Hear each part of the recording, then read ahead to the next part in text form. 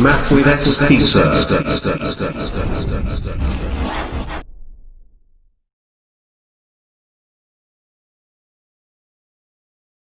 नमस्कार विद्यार्थियों। तो आज हम देखेंगे प्रश्नमाला 2। ठीक है ना। प्रश्नमाला 2 में आपके देखो 3 नंबर की है, जिसके अंतर्गत देखो एक क्वेश्चन 2 नंबर का शायद पूछा जाता है आपके, जिसमें आपके परिमेय संख्या वगैरह के बारे में पूछा जाता है, और एक क्वेश्चन पूछा जाता है जिसमें आपके अभाज्य गुणनखंड है या महत्तम समापवर्तक या लघुत्तम यानी एचसीएफ और एलसीएम के बारे में पूछा जाता है। तो पहले तो हम देखते हैं अभाज्य गुणनखंड। ठीक है ना, सिंपल चीज है। अभाज्य गुणनखंड हमारे सब जगह काम आता है।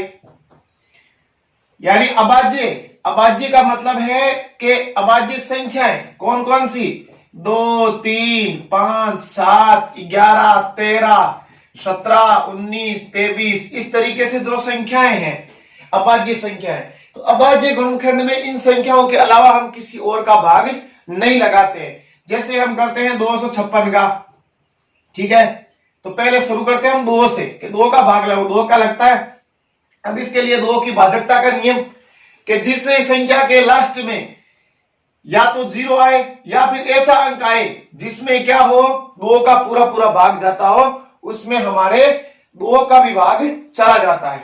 अब 3 का क्या है कि दी हुई संख्याओं का हम योग करते हैं, दी हुई संख्याओं के अंकों का योग करते हैं, फिर जो संख्या प्राप्त होती है अगर उसमें 3 का भाग जाए तो पूरी संख्या में भी 3 का भाग जाता है। अब 5 का सबको पता ही है कि लास्ट में या तो 0 आए या फिर 5 आए, तो यहां गड़बड़ी होती है, इसमें भी 0 इसमें भी 0।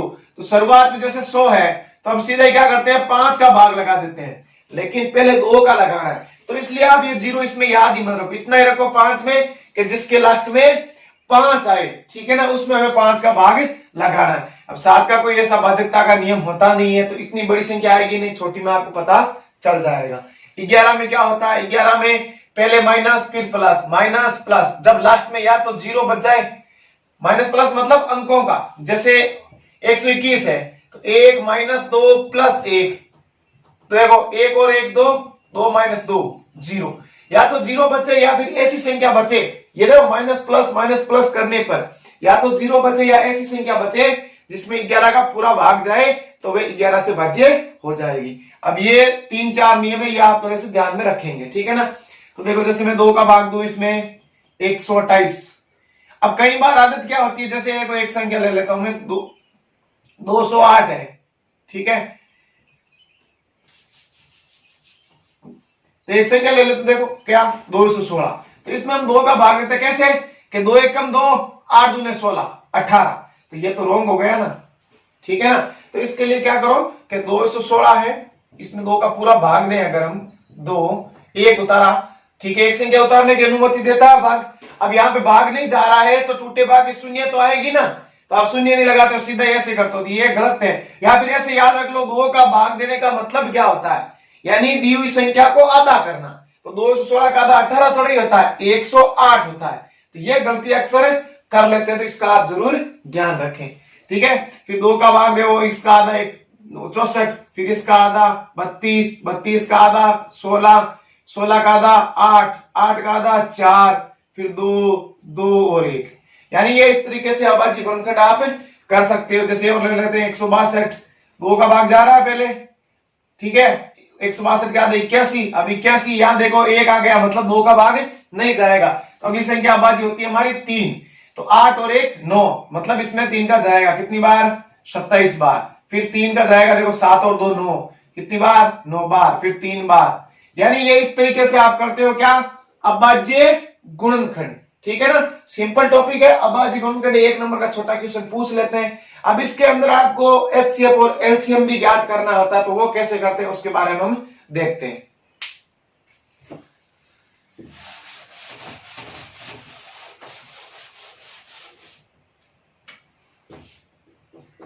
एचसीएफ और एलसीएम, यानी इसको हम बोलते हैं महत्तम समापवर्तक और इसको हम बोलते हैं लघुत्तम समापवर्तक।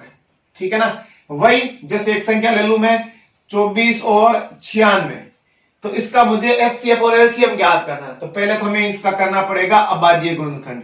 तो 24 में 2 का भाग 12, फिर 2 का भाग 6, फिर 2 का भाग 3, फिर 3 का भाग 1, फिर 96 में 2 का भाग 2 कितनी बार 48 बार, फिर 2 का भाग 2 24 बार, फिर 2 का भाग 12, फिर 2 का भाग 6, फिर 2 का भाग 3, फिर 3 का भाग 1। अब इसका देखो एचसीएफ, बहुत सिंपल चीज बता दूं, ठीक है ना। एचसीएफ में क्या होता है कि जो संख्या दोनों में एक तो कॉमन हो, पहली बात तो दोनों में कॉमन होनी चाहिए, ठीक है, और बराबर होनी चाहिए। जैसे देखो इसमें 2 आया हुआ है, इसमें भी 2 आया हुआ है, मतलब जरूर आएगा 2। अब कितनी बार हम यहां लिखेंगे वो किस पर निर्भर करेगा कि वह 2 कितनी बार आया, कम से कम, कम से कम, यानी कम से कम लेना है। तो 2 देखो कम से कम 1 2 3 बार, इसमें 1 2 3 4 5 बार। तो मैंने क्या कहा, यहाँ पे एक तो कॉमन होना चाहिए, तो हमने देख लिया 2 इसमें भी है, इसमें भी है, ठीक है। फिर सेकंड बात होती है कि सबसे छोटा कितनी बार है, सबसे छोटा 3 बार है, तो यहां लिख दो 1 2 और 3, ठीक है ना, बहुत ही इजी चीज है। फिर उसके बाद 3 देखो इसमें है, इसमें भी है, तो छोटा कितनी बार है, इसमें भी 1 बार है, इसमें भी 1 बार है, तो इनटू कितना हो जाएगा 3, तो ये हो जाएगा 24। सिंपल चीजें हो गया एचसीएफ। एलसीएम इससे भी सरल। एलसीएम में हमें पहली बात कॉमन नहीं देखना है, ये देखना है कौन कौन सी संख्या आई हुई है। तो देखो इसमें कौन कौन सी संख्या, एक तो 2 आई हुई है, एक 3 आई हुई है। अब सेकंड बात इसमें कि 2 कितनी बार आया हुआ है, ज्यादा, सबसे बड़ा 2 कितनी बार आया हुआ है, देखो 1 2 3 4 5, कितनी बार आया हुआ है, 5 बार। हो गया, यानी पहली बात कॉमन देखने की कोई जरूरत नहीं, संख्या देख लो कौन कौन सी आई हुई है। तो यहां मैंने देखा 2 आई हुई है, 3 आई हुई है। फिर अगली बात होती है कि वो कितनी बार है, बड़ी से बड़ी, तो बड़ी से बड़ी 2 तो है 5 बार, 3 है 1 बार, ठीक है ना। तो ये हो गया आपका, देखो गुणा करो, 2 दूनी 4 4 दूनी 8 8 दूनी 16 16 32 32 96। तो एचसीएफ तो 24 हो गया, एलसीएम हो गया 96। तो ये एक सिंपल चीज है, छोटी सी एचसीएफ और एलसीएम। एक बार वापस बता देता हूं कि एचसीएफ में तो पहली बात तो देखनी है कि जो जो संख्या आई हुई है इस दोनों में कॉमन है कि नहीं। जैसे यहाँ पे 2 है, यहाँ पे 2 नहीं होता तो हम 2 को नहीं लेते, 3 भी नहीं होता 3 को भी नहीं लेते। मेन बात एक और इंपॉर्टेंट कि अगर कोई भी चीज दोनों में कॉमन नहीं है तो उसका एचसीएफ आप 0 मत लिख देना, उसका एचसीएफ होता है 1, क्योंकि 1 क्या होता है, 1 होता है सर्वनिष्ठ खंड, यानी ये सब में कॉमन होता है, 1 सब में कॉमन है। तो जिसमें कॉमन नहीं आता है उसका एचसीएफ हमेशा 1 होगा, नहीं कि 0, इस चीज का ध्यान रखना है। एलसीएम में क्या होता है कि संख्या वो दोनों में कॉमन हो ये जरूरी नहीं है, ये हमें नहीं देखना है, हमें तो ये देखना है कौन कौन सी संख्या आई हुई है, ठीक है। फिर वो संख्या बड़ी से बड़ी कितनी बार है वो चीज हमें लिख के गुणा करना है। तो ये आपका होता है एचसीएफ और एलसीएम। अब हम आगे देख लेते हैं यूक्लिड विभाजन द्वारा एचसीएफ कैसे निकालते हैं। तो अगला हमारा टॉपिक है यूक्लिड विभाजन। यूक्लिड विभाजन द्वारा एचसीएफ, यूक्लिड विभाजन द्वारा एचसीएफ, ठीक है ना। तो संख्या ले लेते हैं 420 और 130। तो चरण फर्स्ट होता है, इसमें चरण फर्स्ट होता है कि बड़ी संख्या कौन सी है, कि 420 बड़ी है 130 से, 420 बड़ी है 130 से। तो बड़ी में छोटी का भाग लगाना है कि 130 का भाग देना है किसके अंदर, 420 के अंदर, ठीक है ना। कितनी बार जाएगा 130 के दूने हो गए 260, तीने हो गए 390 और 4 गुने कितने हो गए 520, तो 3 बार जाएगा, कितना आएगा 390। अब कितना बच गया शेषफल 30, ठीक है, बस यही छोड़ना है। फिर जो शेषफल बच गया, अब इन दोनों में बड़ा कौन सा है, शेषफल और इस भाजक में 130 बड़ा है तो 130 में हमें भाग देना है, कितनी बार जाएगा 4 बार, कितना आया 120, कितना बच गया 10।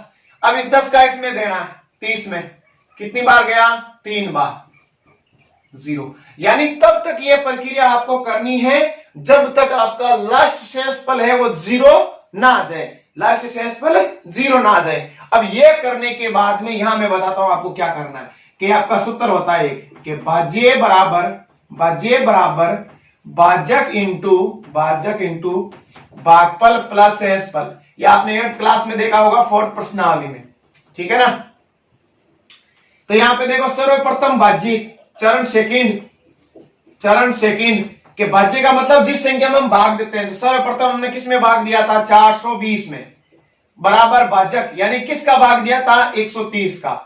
भागफल यानी कितनी बार दिया? 3 बार, प्लस शेषफल कितना बचा? 30। तो यहां लिखोगे आर नॉट इक्वल टू 0, ठीक है ना, आर मतलब रेशियो शेषफल, ठीक है ना।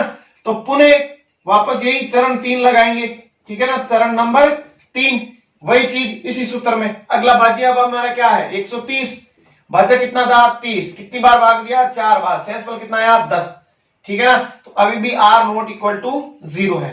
तो फिर पुनः आप चरण 4 करो। तो चरण 4 में क्या है कि 30 में भाग दिया मैंने 10 का, कितनी बार? 3 बार, तो शेषफल 0 आ गया, यानी आर इक्वल टू 0, ठीक है ना। तो अब एचसीएफ कितना होगा? तो अब एचसीएफ कितना होगा? यानी एचसीएफ वो होगा जिसका हमने भाग दिया और शेषफल 0 आ गया। तो यहां हमने 10 का भाग दिया था तब शेषफल 0 आया, मतलब हमारा एचसीएफ कितना हो गया? 10। कहने का मतलब है जो लास्ट में शेषफल 0 आता है तब उसका भाजक क्या है? तब उसका भाजक क्या? वो हमारा क्या कहलाता है? शेषफल, यानी भाजक है वो हमारा क्या कहलाता है? शेषफल, जब उसका भाग देने पर शेषफल क्या आए? 0 आए। तो सिंपल चीज है, बड़ी संख्या उसमें छोटी संख्या सर्वप्रथम भाग लगाओ, फिर यही प्रक्रिया करो जब तक लास्ट में शेषफल 0 ना आ जाए, और फिर इस तरीके से चरण में लिख दो। तो ये आपके कंप्लीट होगी यूक्लिड विभाजन द्वारा एचसीएफ, ठीक है। ये 2 क्वेश्चन देखते हैं, मुझे इंपॉर्टेंट लगते हैं, ठीक है ना। तो पहला है कि यदि संख्या 408 और 1032 के महत्तम समापवर्तक यानी एचसीएफ को इस समीकरण के रूप में लिखें तो x का मान क्या होगा? तो हम सर्वप्रथम इसका एचसीएफ निकाल लेते हैं। तो दोनों तरीके एचसीएफ के, यहाँ पे अभाज्य गुणनफल से भी निकाल सकते हो और यूक्लिड विभाजन से भी निकाल सकते हो। तो यहाँ पे हम यूक्लिड विभाजन काम लेते हैं। तो 1032 बड़ी है, तो इसमें हम 408 का भाग लगाएंगे। देखो कितनी बार गया? 408 का 2 बार जाएगा, कितनी बार? 2 बार, 816। शेषफल कितने बच गए? 216।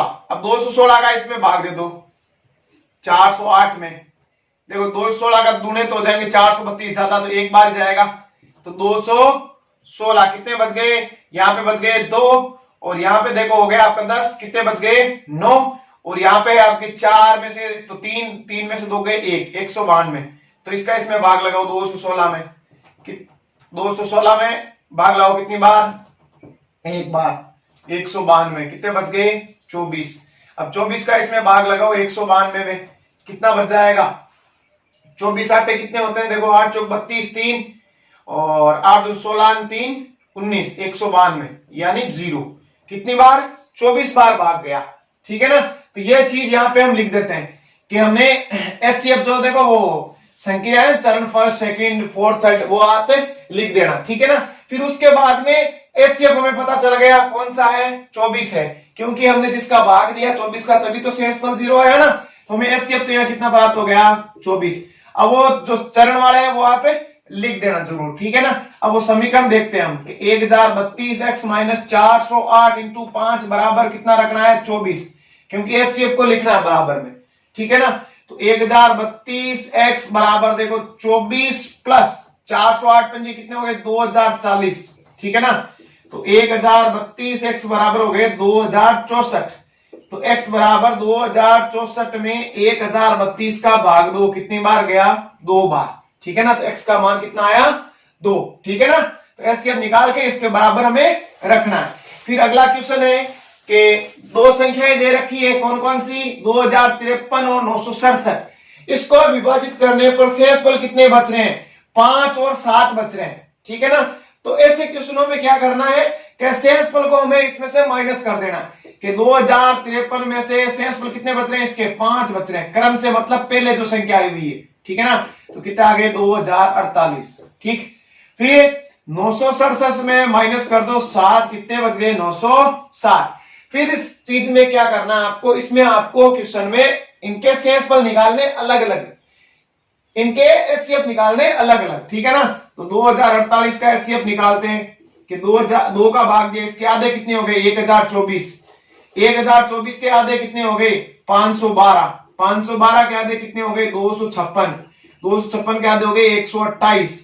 फिर आपके देखो 64, फिर 32, फिर 16, फिर 8, ठीक है, फिर हो गए आपके 4, फिर 2, 2 और 1, ठीक है ना। तो इसका एचसीएफ कितना आएगा यहां पे देखो, और इसका 960, 2 का भाग 2 4 बार गया, और फिर गया 8 बार 480, फिर हो गए 240, फिर हो गए 120, फिर हो गए 60, फिर हो गए आपके 30, फिर 15, फिर 5, फिर 1, ठीक है ना। फिर देखो यहां पे एचसीएफ कितना आएगा, एचसीएफ मैंने बताया था आपको, छोटी संख्या, तो इन दोनों में 2 आया हुआ है, दोनों में कॉमन है। 3 देखो इसमें है लेकिन इसमें नहीं है, 5 इसमें है लेकिन इसमें नहीं है, तो 3 और 5 तो आएंगे नहीं, इसमें क्या आएगा, सिर्फ 2 आएगा। अब 2 कितनी बार आएगा, तो मैंने आपको बताया एचसीएफ में सबसे छोटा कितनी बार है, तो छोटा तो इसमें दिख रहा है ना, 1 2 3 4 5 6, 2 की पावर कितनी है 6, मतलब कितना आ गया 64। तो वे संख्या कौन सी है 64 है, जिसका भाग देने पर शेषफल क्रम से 5 और 7 प्राप्त होंगे, किसमें 2053 और 967 में, ठीक है ना। तो ये हो गया इसका आंसर। एक क्वेश्चन हम और देख लेते हैं, विविध का एक क्वेश्चन है कि एक बरामदा है वो 18 मीटर और 72 सेमी, 18 मीटर और 72 सेमी, तो कितना है लंबा है, यानी लंबाई तो ये दे रखी है कितनी 18 मीटर और 72 सेमी। अगर इसको सेमी में लिखें तो 1 मीटर में सेंटीमीटर कितने होते हैं 100, तो 18 में कितने हो जाएंगे 1800, और 72 ये प्लस होंगे, कितने हो गए 1872 सेमी, ठीक है ना। फिर चौड़ाई, चौड़ाई हमें दे रखी है 13 मीटर और 20 सेमी, 13 मीटर और 20 सेमी, तो वही 13 मीटर में सेमी हो जाएंगे 1320 प्लस, तो 1320 सेमी, ठीक है ना। अब इसमें हमें यह पूछा है कि इसमें हमें समान वर्गाकार टाइलें लगानी, समान माप की, तो समान बराबर ऐसा कुछ भी कोई क्वेश्चन में आ जाए तो वहां पे हमें क्या करना है एचसीएफ ज्ञात करना है, ठीक है ना। तो हम इनका क्या निकालेंगे एचसीएफ, तो पहले हम इसके अभाज्य गुणनखंड कर लेते हैं अलग अलग, ठीक है ना। अब यहाँ पे यूक्लिड विभाजन मत लगाना, क्यों, क्योंकि दोनों का हमें अलग अलग निकालना है, साथ में नहीं है, दोनों का अलग अलग है, ठीक है ना। तो यहाँ पे देखो 2 का भाग दिया कितनी बार, देखो 9 बार, फिर साथ में गया 3 बार, 1 बटा शेषफल 12, इसमें कितनी बार गया 6 बार। आप डायरेक्ट भाग नहीं लगाना चाहते, अलग से भाग लगा के देख लो, ठीक है ना। तो यहाँ गलती मत करना, मैंने पहले ही बताया। फिर 2 का भाग 9 में तो गया 4 बार, शेषफल 1 बचा 13, 13 में गया 6 बार, इसमें गया 8 बार 468। फिर 2 का 2 3 4, फिर 2 का 2 एकम 2, 2 एकम 2, 7 दूने 14, ठीक है। अब भाग नहीं जाएगा, ठीक है ना। अब देखो किसका जाएगा 7 1 8 1 9, 3 का जाएगा कितनी बार 3 3 9 और 9 3 27, अभी भी 3 का जाएगा, 3 एकम 3, 3 3 9, अब जाएगा 13 का, ठीक है ना। अब इसमें निकालते हम 1320 में, 1320 में 2 का भाग 6 दूनी 12, 6 दूनी 12 और 5 दूने सॉरी लास्ट में 0 ही बचा तो 0 ही आएगा। फिर 2 का भाग 3 3 0, 330, फिर 2 का भाग 2 एकम 2 और 6 दूने 12 और 5 दूने 10, नहीं जाएगा। अब किसका 2 का, 3 का देखो 5 6 11 1 12, 3 का जाएगा, 5 3 15, 5 3 15, 5 का जाएगा आप, क्योंकि 3 का जाएगा नहीं, कितनी बार 11 बार, फिर 11 एक बार। अब इसमें हम निकालते हैं एचसीएफ।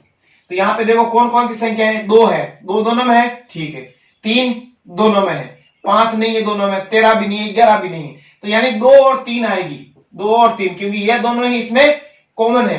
तो 2 सबसे छोटा कितनी बार है 1 2 3 बार, तो 2 इंटू 2 इंटू 2, ठीक है। अब 3 छोटे से छोटा, यहाँ 1 बार है छोटा, यहाँ 2 बार है, तो हमें तो छोटे वाला लेना, कितनी बार 1 बार, तो देखो कितना आ गया एचसीएफ 24 आ गया, ठीक है ना। तो ये हमारे माप आ गया, ठीक है। तो हम निकाली हमें टाइलों की संख्या की, कितनी टाइलें लगेगी, तो टाइलों की संख्या, अब ये जो बरामदा था वो है आपका आयताकार, ठीक है ना, और टाइल क्या है, टाइल है वर्गाकार, ठीक है ना। तो ऊपर हम लिखेंगे बरामदे का क्षेत्रफल, बरामदे का क्षेत्रफल बट्टे एक टाइल का क्षेत्रफल, एक टाइल का क्षेत्रफल। तो बरामदा आयताकार है तो आय का क्षेत्रफल क्या होता है, लंबाई इंटू चौड़ाई, यानी 1872 इंटू 1320, ठीक है, बट्टे एक टाइल का, बट्टे एक टाइल का क्षेत्रफल। तो टाइल है माप दिया हुआ 24, टाइल वर्गाकार है, वर्ग का क्षेत्रफल क्या होता है भुजा इंटू भुजा, तो 24 इंटू 24, ठीक है। अब इनसे हम इनको काट लेते हैं कि हमें 24 का भाग, तो 1872 में 24 का भाग देते हैं, देखो तो 24 पंजे 120, 24 छक्के 144, 24 साते 168, 24 आटे कितने हो जाएंगे 192, तो 7 बार जाएगा 168। ठीक है, कितने बच गए 19 2, तो ये कटेगा 8 बार, 24 आटे 192 0, यानी ये कट गया 78। ठीक है ना। अब ये कितनी बार कटेगा, 24 पंजे 120, ठीक है, बच गए 12, 120, 24 पंजे 120 कितनी बार 55 बार। ठीक है ना। तो ये आपके हो गए 78 इंटू 55। ठीक है, तो 78 को 55 से गुणा करा लो, 40 4 39 इंटू 390, 0 9 4 12 1, 4290, 4290 टाइल है वो लगेगी यहाँ पे। ठीक है ना। अच्छा क्वेश्चन है, ठीक है, जरूर आपको ध्यान में रखना है। एक बार के जब प्रश्न में समान आए, बराबर आए, ठीक है ना, तो ऐसी जगह हमें क्या करना है, हमें एचसीएफ निकालना है। ठीक है ना। तो ये आपके क्वेश्चन हो गया। अब हम देखो एक क्वेश्चन आता है जो लगभग पहले तो निश्चित था, जो पुराने कोर्स था उसमें तो निश्चित था कि जरूर आता है। कौन से वाला, कि √2 √3 √5 ए परिमेय संख्या, ये हमें बताने के लिए। ये पहले तो फिक्स था, जब से ये न्यू कोर्स आया इसमें ये फिक्स नहीं रहा है, बस आएगा। इंपॉर्टेंट, सबसे इंपॉर्टेंट यही है इस क्वेश्चन में, मतलब प्रश्नमाला में, लेकिन अब ये निश्चित नहीं रहा है। पुराने कोर्स में तो निश्चित था कि क्वेश्चन आना है तो आना ही है। ठीक है ना। तो शायद पिछली 2 बार में शायद आया नहीं है, तो अब की बार जरूर आएगा आपके। ठीक है, इस पर आप जरूर ध्यान दे। तो मैं इसका एक ही तरीका लिखूंगा, सब तीनों के लिए ये काम कर जाएगा। ठीक है, तो हम देखो क्वेश्चन आता है आगे कि सिद्ध कीजिए कि √3 एक ए परिमेय संख्या है, ए परिमेय संख्या है। ठीक है ना। तो इसका आंसर क्या करना है, सीधा सीधा हमें करना है, इसका उल्टा मानना है कि माना √3 एक परिमेय संख्या है, √3 एक परिमेय संख्या है। ठीक है ना। अब परिमेय संख्या क्या होती है, कि ऐसी संख्या जिसको हम अंश बटे हर या p बटे q के रूप में लिखते हैं, उसे हम क्या बोलते हैं, परिमेय संख्या। तो यहां पे हो जाएगा कि p बटे q बराबर √3, यहां समीकरण नंबर हो जाएगा 1। ठीक है, तो यहां पे हमें एक कोष्टक बना के कुछ लिखना है, वो बहुत इंपॉर्टेंट है इस क्वेश्चन के लिए। यहां लिखेंगे कि जहां p और q दो पूर्णांक है जिनमें एक के अतिरिक्त कोई दूसरा उभयनिष्ठ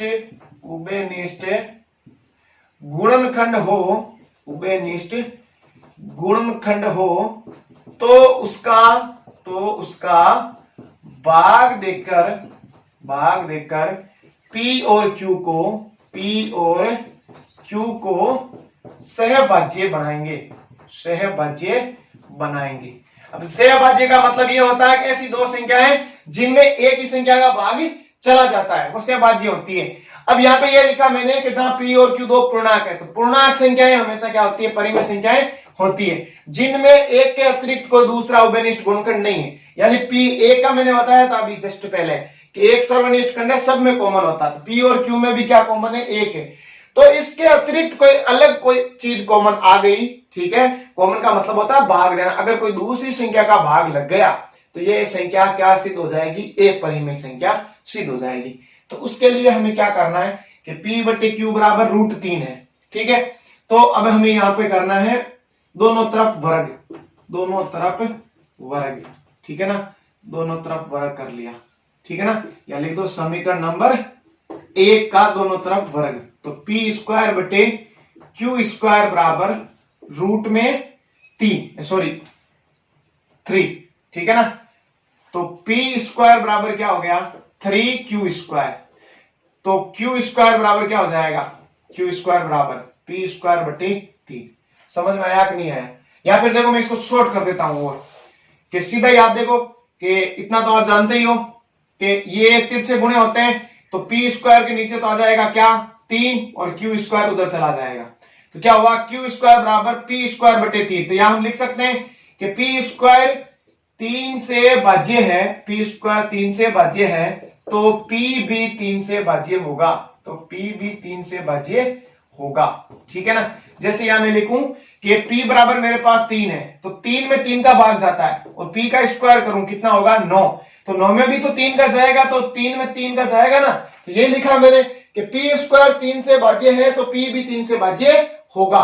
ठीक, अब हमें क्या करना है, अब हम यहां इसको देते हैं समीकरण नंबर 2 नाम। तो समीकरण 2 में हमें यह रखना है कि समीकरण 2 में p बराबर 3r रखने पर, p बराबर 3r रखने, p क्यों हमने माना है, अगली r आएगी, यहां पे देखो रूट 2 है तो यहां पे रूट 2 आएगा, यहां 2 आएगा, यहां 2, यहां 2, यहां भी 2, यहां भी हमें 2r मानना है, 5 है तो 5r मानना है, सिर्फ संख्या चेंज करनी है 2 3 5 आपस में, और पूरा का पूरा सेम कॉपी करनी है आपको। ठीक है ना, तो 3r रखेंगे यहाँ पे, तो 3r रखेंगे, p का स्क्वायर है तो 3r का स्क्वायर कितना हो जाएगा 9r स्क्वायर अपॉन में 3 बराबर में q स्क्वायर। ठीक है ना, तो यहां पे करते हैं आगे कि q स्क्वायर बराबर कितना हो जाएगा कि यहाँ पे 3 बार कट गया 9, 3r स्क्वायर, तो r स्क्वायर बराबर क्या हुआ, q स्क्वायर में 3 का भाग लग गया, तो ये स्थिति बन गई। तो यहां भी लिख सकते हैं हम कि q स्क्वायर 3 से भाज्य है, q स्क्वायर 3 से भाज्य है तो q भी 3 से भाज्य होगा, तो q भी 3 से भाज्य होगा। तो यह चीज हमें तो लानी थी, हमने पहले ही कहा था कि इसमें एक के अतिरिक्त कोई दूसरा उभयनिष्ठ गुणनखंड है नहीं, लेकिन यहाँ पे देखो p में भी 3 का भाग लग रहा है, q में भी 3 का भाग लग रहा है, यानी एक के अतिरिक्त दूसरा उभयनिष्ठ गुणनखंड आ गया, तो यह सिद्ध हो गई कि एक ए परिमेय संख्या है। तो उसके लिए कुछ हमें लाइनें लिखनी है, तो मैं बताता हूं, मैं ये साफ कर रहा हूं एक बार, ठीक से।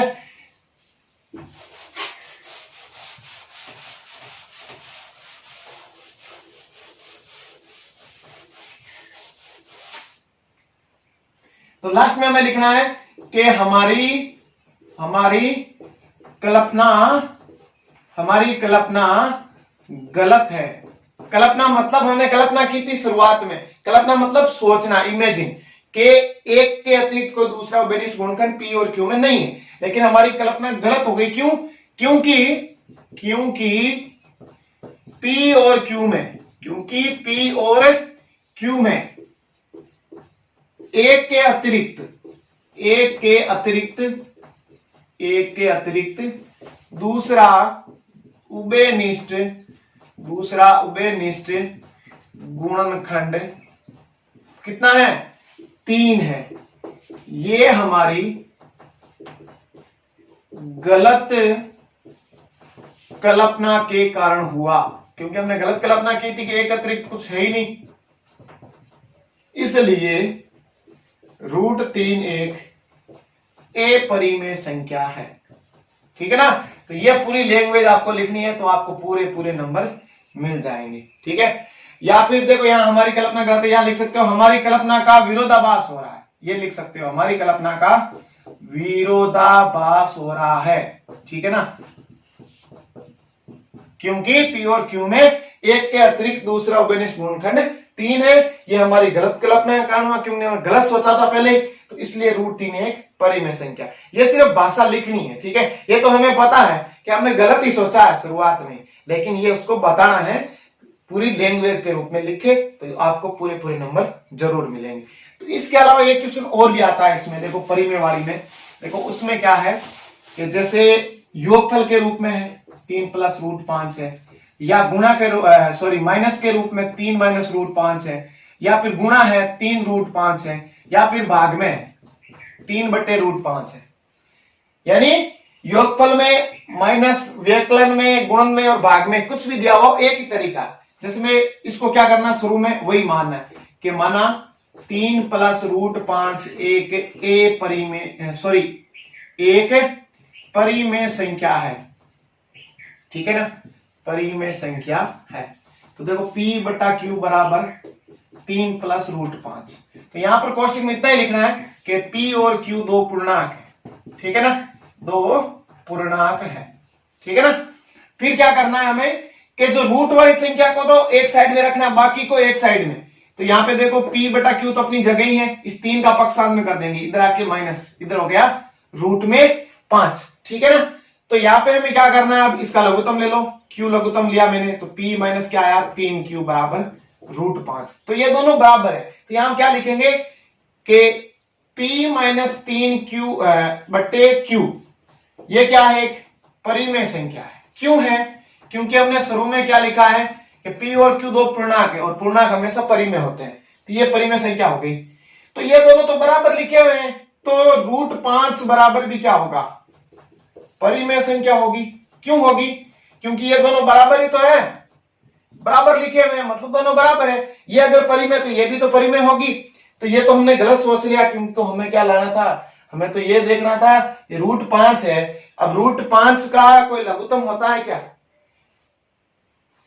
√5 का कोई रूट होता है, नहीं होता है। √4 का 2 हो जाता है, √16 का 4 हो जाता है। लेकिन जिनका रूट सही से नहीं होता है, ठीक है, दशमलव में आता है, या जिनका दशमलव प्रसार अशांत है, वो ए परिमेय संख्या होती है, 9th क्लास में देखा हुआ है। तो यहाँ पे ये √5 परिमेय बता रहा है। तो अब क्या लिखोगे कि अतः हमारी कल्पना का विरोधाभास हो रहा है, क्योंकि √5 स्वयं एक ए परिमेय संख्या है, स्वयं एक ए परिमेय संख्या है, इसलिए 3 + √5 भी एक ए परिमेय संख्या है। अब माइनस वाले में क्या होगा कि √5 इधर आ जाएगा, p बटे q का हम पक्षांतरण कर देंगे। कैसे, कि p बटे q बराबर 3 - √5, तो √5 को इधर लाए तो प्लस में, और 3 - p/q, ठीक है। तो √5 बराबर क्या हो जाएगा, q लघुत्तम, तो 3q - p, फिर यही सेम ही इसको परिमेय लिखेंगे, तो ये भी परिमेय। तो ये हमारी कल्पना का विरोधाभास हो रहा है, क्योंकि √5 स्वयं एक ए परिमेय संख्या है, इसलिए 3 - √5 भी एक ए परिमेय संख्या है। अब ये चीज है 3√5, तो p बटे q बराबर 3√5, सीधा ही है, गुणा करा दो, p/3q हो जाएगा ना, ये बराबर √5। कहने का मतलब यही है कि जो ए परिमेय संख्या है उसको एक साइड में रखना है, बाकी को एक साइड में रखना है, ठीक है। ऐसे ही आपके इसमें हो जाएगा, ठीक है ना। तो अब हम आगे बढ़ते हैं। एक क्वेश्चन इसमें और है, देखो इंपॉर्टेंट लगता है काफी, √2 √3 की तरह, कि जैसे √p + √q है, या फिर √p - √q है, या इसके आधार पर क्वेश्चन आ जाए √2 + √5 या √2 - √5, इनको हमें ए परिमेय संख्या सिद्ध करना है। तो वही चीज के वही मानेंगे हम, माना √2 + √5 एक परिमेय संख्या है, एक परिमेय संख्या है, मतलब p बटे q बराबर √2 + √5, ठीक है ना, √2 + √5। यहां पे वही चीज लिखेंगे, p और q दो पूर्णांक है, p और q दो पूर्णांक है, ठीक है ना। अब हम करेंगे दोनों तरफ वर्ग, क्या करेंगे, दोनों तरफ वर्ग, ठीक है ना। तो p² बटे q² बराबर √2 + √5 का होल स्क्वायर। तो p² बटे q² बराबर क्या आएगा, देखो p² बटे q² बराबर a + b का होल स्क्वायर, तो √2 का स्क्वायर 2, √5 का square 5 plus 2ab 2 into √2 into √5 कितना आ जाएगा, 2√10, यानी रूट में गुणा हो जाएगा, 2 पंजे 10, 2√10, ठीक है। तो अब क्या करना है आगे, आगे हमें ये करना है कि ये 5 और 2 7 इसको इधर लाना है, ठीक है ना। तो p² बटे q² -7 बराबर कितना है, 2√10, ठीक। अब इसका लघुत्तम लो क्या, q², ठीक है ना। तो यहां क्या आ जाएगा, p² -7 q² बराबर में 2√10। अब क्या आएगा, 2 को हम इधर ले आए, गुणा में आएगा नीचे, तिरछा गुणा, बट्टे में क्या आ जाएगा, 2q² बराबर √10। तो देखो एक साइड में ए परिमेय संख्या रह गई ना √10, ठीक है ना। तो अब लिखोगे कि p² -7 q² बटे 2q² बराबर परिमेय संख्या, तो √10 भी क्या होगी, परिमेय संख्या। अतः हमारी कल्पना का विरोधाभास हो रहा है, क्योंकि √10 स्वयं एक ए परिमेय संख्या है। यही चीज आप इन बाकी के 3 क्वेश्चन में करोगे, सेम पैटर्न, ठीक है ना। तो एक क्वेश्चन ये इंपॉर्टेंट है, ठीक है ना। एक तो ये हो गए, एक आपके √2 √5 है, √7 है, √3 है, करना कुछ नहीं है, वही लिखना है, सिर्फ 2 है तो 2, 3 है तो 3, 5 है तो 5, बस यही करना, ठीक है ना। तो ये आपकी कंप्लीट हो गई। अब एक लास्ट टॉपिक आपका बचा है, शांत और अशांत वाला। 10 प्रश्नमाला का लास्ट टॉपिक, शांत और अशांत दशमलव प्रसार। तो इसके लिए एक प्रतिबंध होता है, क्या होता है, प्रतिबंध। बहुत इंपॉर्टेंट है, क्वेश्चन मिल जाता है 1 नंबर का कि यदि P बटे Q के रूप में संख्या है जहां Q नॉट इक्वल टू 0 है तो उस पर क्या प्रतिबंध लागू होगा। शायद विविध में एक क्वेश्चन है भी आपके, ठीक है ना। तो उसका आंसर क्या है, ठीक है ना, प्रतिबंध के P और Q के अभाज्य गुणनखंड करने पर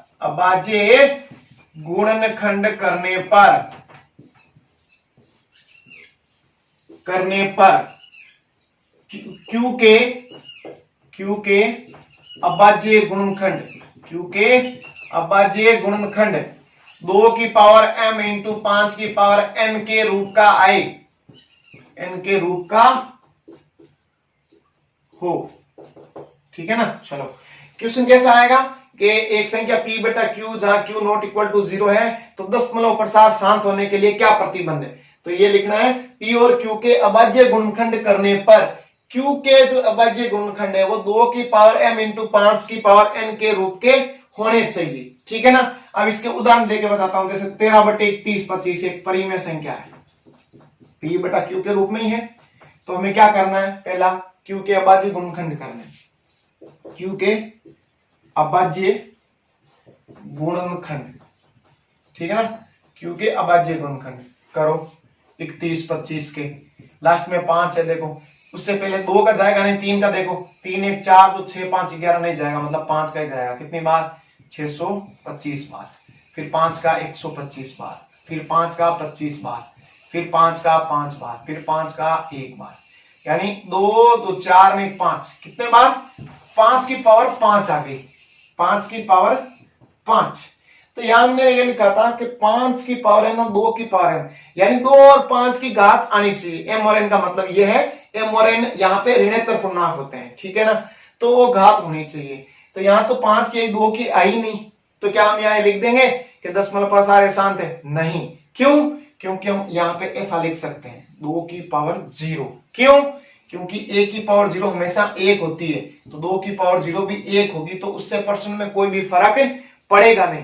तो हम मन से यहाँ लिख सकते हैं 2 की पावर 0। तो यहाँ हम ये लिख देंगे कि अतः, ये वाली लाइन पूरी, अतः P और Q के अभाज्य गुणनखंड करने पर Q के अभाज्य गुणनखंड 2 की पावर m इंटू 5 की पावर n के रूप के हैं, इसलिए दशमलव प्रसार शांत है। समझ आ गया ना, ये लाइन लिखनी है पूरी की पूरी, यहाँ पे इसके आगे इसके अभाज्य गुणनखंड किए, उसके नीचे ये लिखना है P और Q के अभाज्य गुणनखंड करने वाले, पूरी लाइन, ठीक है ना। उसके बाद लिखना है इसलिए दशमलव प्रसार शांत है, ठीक। अब ये दशमलव प्रसार का पूछे तब तक तो यही खत्म करना है कि शांत बताना, ये शांत बता दिया। फिर आगे ये भी लिख दे कि 13 बटे 31 25 को दशमलव रूप में लिखो, तो ये प्रक्रिया तो करनी है उसमें भी। अब इसको आगे दशमलव रूप में लिखना है, तो वो कैसे लिखते हैं, यहाँ देखो कि वही संख्या हम वापस लिखते हैं 13 बटे 31 25, ठीक है। तो यहाँ पे लिखते हैं 13 बटे कितनी, 5 की पावर 5। तो दशमलव में चेंज करने के लिए हमें 2 और 5 की घातें क्या होनी चाहिए, बराबर होनी चाहिए। तो यहाँ तो 5 की एक कितनी कम है, 2 की 5 की 5 ही कम है ना पूरी, क्योंकि 5 की पावर 5 है तो 2 की पावर भी 5 होनी चाहिए। अगर नीचे गुणा कर रहे हैं तो ऊपर भी हमें गुणा करना पड़ेगा, ठीक है, नहीं तो प्रश्न चेंज हो जाएगा पूरा ही। तो यहाँ पे ये वापस कर रहे, कोई फर्क नहीं पड़ा, क्योंकि जितना मैंने नीचे गुणा किया उतना ही मैंने ऊपर गुणा किया, ठीक है। तो यहाँ पे देखो, तो समान घात है ये, तो कौन सी बन गई, 5 दूने 10 की पावर कितनी बन गई, ये 5 बन गई। समान घात हो तो 10 की पावर में लिख दो आप कितनी है घात, ठीक है, ऐसे नहीं 5 और 5 10 घात हो गई। यहाँ पे देखो सूत्र बता देता हूं मैं, a की पावर m इंटू b की पावर m हो तो उसको हम लिखते हैं ab की पावर m। तो यही तो है, 5 की पावर 5 इंटू 2 की पावर 5, तो a ये हो गया, b ये हो गया, 5 इंटू 2 कितने हो गए 10, और बाहर में m घात कॉमन है कितनी 5, तो 13 इंटू कितने हो गए 2 की पावर 5 32, ठीक है ना। 13 दूने 26, आंसर लग गई 2, और 13 3 49 तो 41, 10 की पावर 5 का मतलब 1 2 3 4 5 शून्य, तो 3 संख्या हमारे पास है, 2 कम पड़ रही है तो 2 जीरो लगा दो, संख्या 5 हो गई पूरी, तो इस तरफ दशमलव लगा के यहाँ 0, तो 0 पॉइंट का संख्या ना 5, 1 2 3 4 5, तो ये हो गया दशमलव रूप में चेंज। कोई भी हो अभाज्य गुणनखंड करना है, और अगर कहीं क्वेश्चन में से दिया हुआ भी आता है, जैसे 15 बटे 2 की पावर 3 इंटू 5 की पावर 2। तो आपको अभाज्य गुणनखंड करने की जरूरत ही नहीं है, आप सीधा लिखो कि क्यू के अभाज्य गुणनखंड 2 की पावर m इंटू 5 की पावर n के रूप का है, इसलिए दशमलव प्रसार शांत है। जैसे एक क्वेश्चन ले लेता हूं मैं, 17/2 की पावर 3, 5 की पावर 2, 7 की पावर 5। तो इसमें क्या करना है, इसमें भी यही लिखना है कि क्यू के अभाज्य गुणनखंड 2 की पावर m इंटू 5 की पावर n के रूप का नहीं है। क्यों नहीं है, क्योंकि इसके साथ में 7 भी तो आया हुआ है, तो इसलिए दशमलव प्रसार अशांत है। तो ये आपका छोटा सा टॉपिक है, ज्यादा नहीं है। अभाज्य गुणनखंड करने और किए हुए तो सीधा ही लिखना है, और फिर दशमलव रूप में चेंज करने के लिए 5 की और 2 की घातें बराबर होनी चाहिए। यहाँ पे देखो, अब इसको मैं दशमलव रूप में चेंज करूं तो देखो 2 की पावर तो 3 है, 5 की पावर 2 है, तो 5 की कितनी कम है, 1 कम है ना, ऊपर भी 1, क्योंकि इसकी 3 है तो इसकी भी 3 होनी चाहिए, बड़ी घात के बराबर करना है। तो 15 पंजे हो गए 75, और नीचे 2 की पावर 3 इंटू 5 की पावर 3, तो 75 बटे कितनी हो गई, 10 की पावर 3, यानी 0.075। तो इस तरीके से हम दशमलव रूप में चेंज करते हैं। छोटी सी प्रश्नावली है, 3 नंबर की है, आसानी से मिल सकते हैं। अभाज्य गुणनखंड है, यूक्लिड विभाजन है, एचसीएफ एलसीएम है, ठीक है ना, वो परिमेय संख्या वाले हैं, और ये दशमलव प्रसार है। छोटे छोटे टॉपिक है और ज्यादा मिलाने की जरूरत भी नहीं है इनको, सिर्फ इनका तरीका याद रहना चाहिए। कोई सूत्र भी देखो यहाँ पे काम नहीं कर रहा है, ठीक है ना। √2 √3 वाली थोड़ी सी लैंग्वेज है, एक बार देख लिया तो कोई भी क्वेश्चन में आप कर सकते हो, तो आप इसका अध्ययन करें। अब हम इसके आगे देखेंगे समांतर श्रेणी, इसके आगे देखेंगे समांतर श्रेणी, ठीक है ना। फिर इसके बाद में देखेंगे हम रोड सेफ्टी, जिसके अंदर सबको बहुत प्रॉब्लम आती है, 4 नंबर की आती है रोड सेफ्टी। तो उसके लिए मुझे पहले समांतर श्रेणी को आपको बताना पड़ेगा, ठीक है, क्योंकि रोड सेफ्टी में आपके समांतर श्रेणी जरूर आएगी, ठीक है ना। तो पहले इसके बाद हम देखेंगे समांतर श्रेणी, फिर देखेंगे हम रोड सेफ्टी, ठीक है ना। तब तक के लिए धन्यवाद।